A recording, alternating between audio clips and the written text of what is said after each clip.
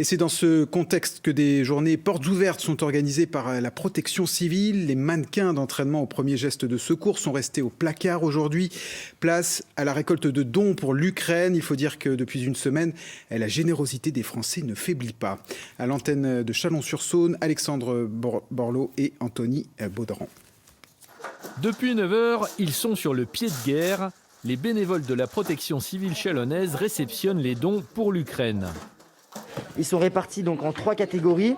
Donc on a tout ce qui est logistique, donc tout ce qui va être les rallonges électriques, les piles, des lampes torches comme il a été demandé. Après on va avoir toute la catégorie hygiène, donc tout ce qui va être protection hygiénique pour les dames, tout ce qui est lingettes, etc. Et après on a toute la partie secours.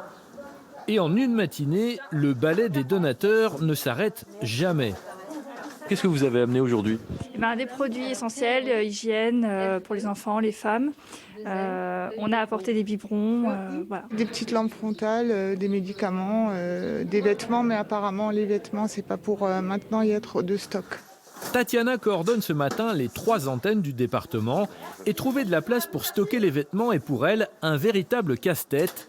La protection civile n'en prend plus pour l'instant. Là, ils sont organisés avec une association, donc exceptionnellement, on les prend.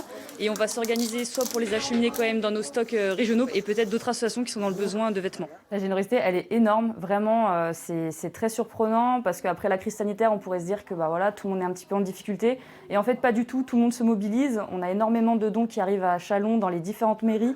À Mâcon, on a reçu l'aide d'une association qui est venue nous donner au moins 2 fois 10 mètres cubes de dons en fait, qu'il faut qu'on achemine ensuite sur notre base régionale.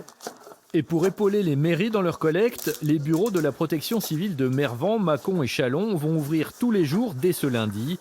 Cette semaine, 2 convois de dons partiront de Saône-et-Loire pour rejoindre la frontière ukrainienne.